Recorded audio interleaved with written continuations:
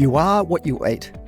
This is more than a trite phrase, as this mantra may have some direct relevance to the area of skin protection from ultraviolet sun damage. And here it is the carotenoid family of vitamin A precursors which give many fruits and vegetables their vivid red, orange and yellow colours that could be getting into our skin to prevent the oxidative damage from the sun. In this podcast, I'll look closer at those carotenoids and profile the latest research on how they could protect your skin. And as an extra reason for why you may want to eat more of these foods, I'll explain why they could even help you get a date. Vitamin A is a versatile vitamin and is known to influence over 500 genes. Its major roles includes promoting vision, participating in protein synthesis and cell differentiation, and supporting reproduction and growth. Vitamin A in our body can come from two different sources: animal foods and plant foods. It is vitamin A in the form of a precursor found in plant foods that belongs to a family called carotenoids. These carotenoids can be converted with varying degrees of efficiency to vitamin A in the body. And the family of carotenoids includes alpha and beta carotene, beta cryptoxanthin, lycopene, lutein, and zeaxanthin. Now, beta carotene is the one I'm sure you know the best. It is a rich, deep yellow, almost orange compound, and it is why carrots are the colour they are. There is also lots of beta carotene in dark green leafy vegetables, but its colour is masked by the large amounts of the green pigment chlorophyll in these foods. Dark leafy greens, such as broccoli and spinach, and rich yellow or deep orange vegetables and fruits, such as cantaloupe, carrots and sweet potatoes, but not corn or bananas, help people meet their vitamin A needs. You'll find lycopene abundant in tomatoes, carrots and watermelon, while lutein and zeaxanthin are abundant in green leafy vegetables, broccoli and capsicums. In nature, lutein and zeaxanthin absorb excess light energy to prevent damage to plants from too much sunlight. These carotenoids are also found in high amounts in the macula of our eyes, and this is the reason why they are a popular supplements directed towards eye health. It's believed that lutein and zeaxanthin in the macula block blue light from reaching the underlying structures in the retina, thereby reducing the risk of light-induced oxidative damage that could lead to macular degeneration. But if we look at the whole field of carotenoid research, there certainly is good evidence that diets high in these compounds as part of food are linked to a reduction in the risk of many diseases and even help protect against earlier death, with people with higher blood levels of these compounds having a lower risk of cancer and cardiovascular disease mortality. Now, of course, this is observational evidence and can't prove it is the carotenoids that are doing this, as there are lots of other beneficial phytochemicals in plant foods too. But for today, I'm going to dig into one super interesting role that carotenoids could have in the body. And that's as a defense against UV light-induced skin damage. A natural sunscreen, if you will. Now, the damage to the skin from too much UV light from the sun is really well described. In the absence of any topical photoprotective agent, such as sunscreen, the skin's primary defense solely rests on endogenous protection. And for this, it is antioxidants that are stored in the skin that come into play. This defense mechanism can be boosted by dietary phytonutrients found in fruits and vegetables, such as carotenoids. Now, it's already known that dietary carotenoids can end up in the skin, and if you consume enough of them, this can actually be visible. More about this and a bunch of other fun facts later in the podcast. Now, with quite a bit of research now conducted showing that at least supplemental carotenoids can reduce UV skin damage, a just published review has looked at all of the evidence, and I'll link to this study in the show notes. Here's what you need to know. The review covered 25 intervention studies, 13 of which were randomized controlled trials, and the studies looked at the effect of carotenoid supplementation on markers of skin health. Carotenoid supplementation not only improved resistance to sunburn, but also reduced lipid peroxidation and other markers of oxidative stress. It inhibited reactive oxygen species and collagen degradation. And to add to that, benefited skin hydration, wrinkling, and elasticity. That ticks all the boxes for some level of sun protection and protection against signs of photoaging.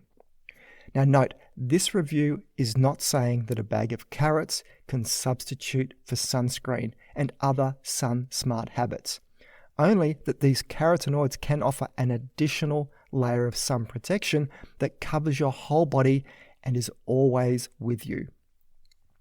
Now, this review only looked at studies that use supplemental carotenoids, and I'll talk a bit more about diet near the end of the podcast. But there is little reason to think that getting carotenoids natively in your diet from food won't give similar results, as they end up in your skin the same. And there have been some safety concerns raised about taking high dose of carotenoids in isolation. None such concerns exist for getting them from food. As for how the doses of carotenoids used in the studies may compare to foods, there isn't really an easy answer here, as each study used different doses and types of carotenoids. But to give a bit of a ballpark figure, if you're eating several hundred grams of the carotenoid-rich foods each day of dark leafy greens, such as spinach, as well as carrots, sweet potato, pumpkin, cantaloupe, capsicums, apricots, tomatoes, and tomato paste is a super high source of lycopene, and even watermelon, then you'll be travelling very well. And being lipid soluble, absorption and ultimate skin deposition of dietary carotenoids is improved if eaten at the same time as a dietary lipid source. So don't be stingy with the extra virgin olive oil. And another fun fact, these carotenoids are absorbed better when the food is cooked in most cases. But for a lot of the vegetables, if you cook them, you increase the absorption. If you add a bit of oil, you increase absorption even more.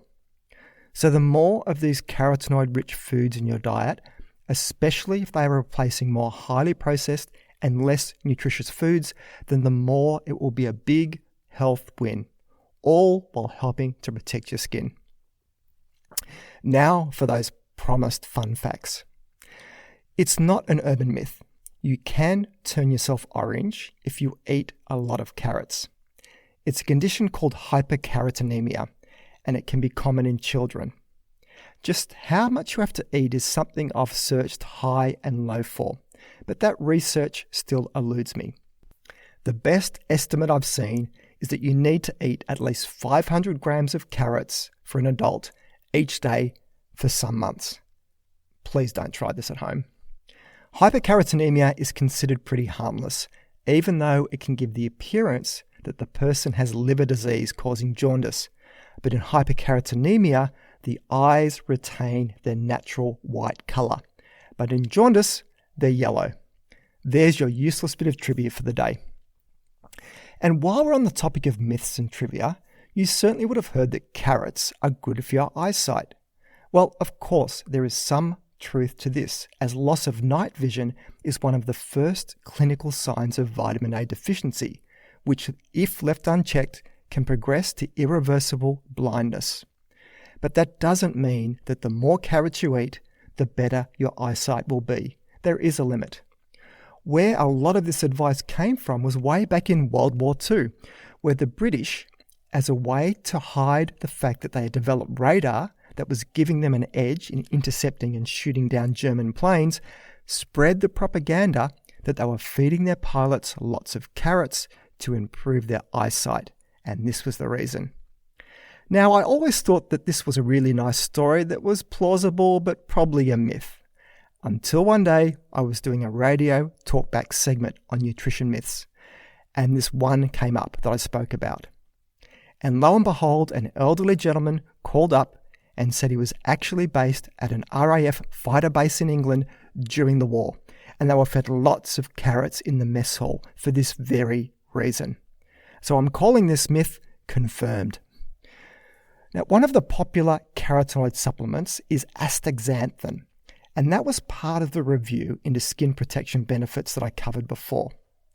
Astaxanthin is a reddish pigment and occurs naturally in certain algae, and it is the direct cause of the pink or red colour in salmon, trout, lobster, shrimp, and other seafood because of the food they eat, as the astaxanthin moves up the food chain from microalgae, also known as phytoplankton.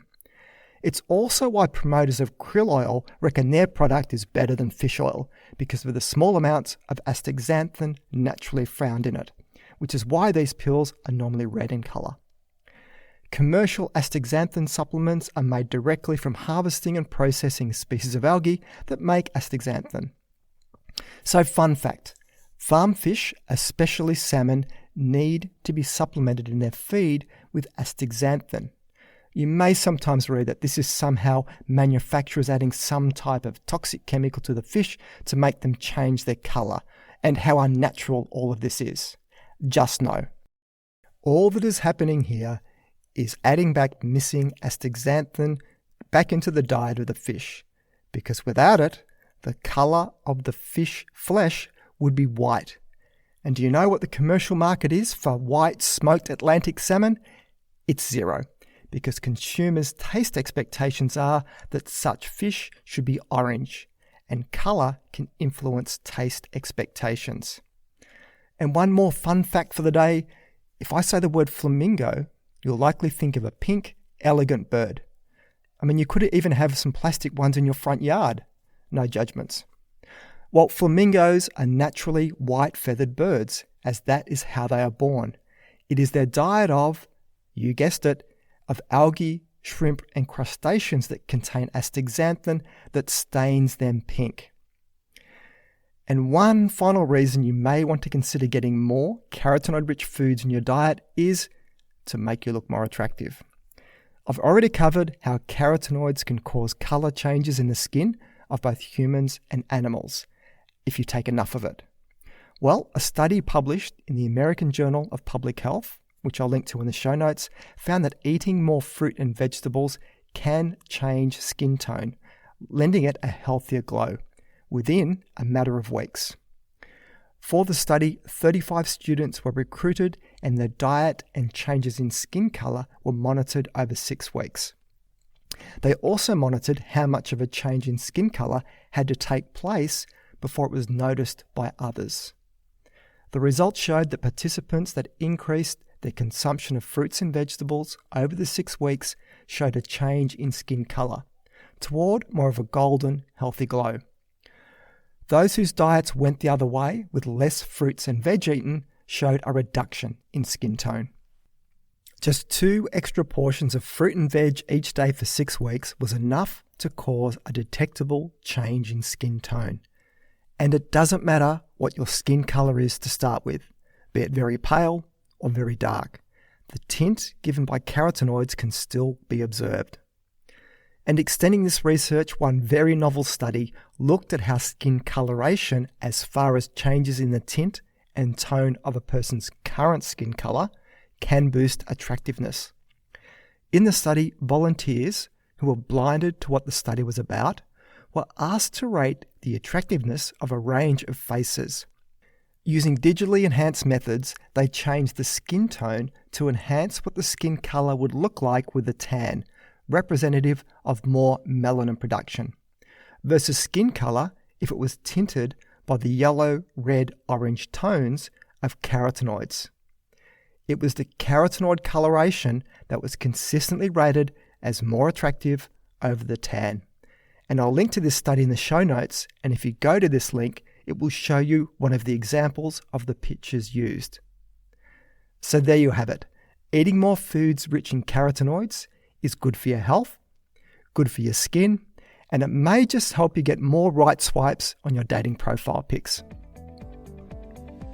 So that's it for today's show. You can find the show notes either in the app you're listening to this podcast on, if it supports it, or else head over to my webpage at thinkingnutrition.com.au and click on the podcast section to find this episode to read the show notes. If you find this podcast of value, then please consider sharing it with your friends and colleagues, or maybe even leave a review. This all helps increase the ranking and reach of the podcast, which means a big win for credible, evidence-based nutrition messages while helping to dilute out the crazy and making the world a slightly less confusing place. I'm Tim Crow, and you've been listening to Thinking Nutrition.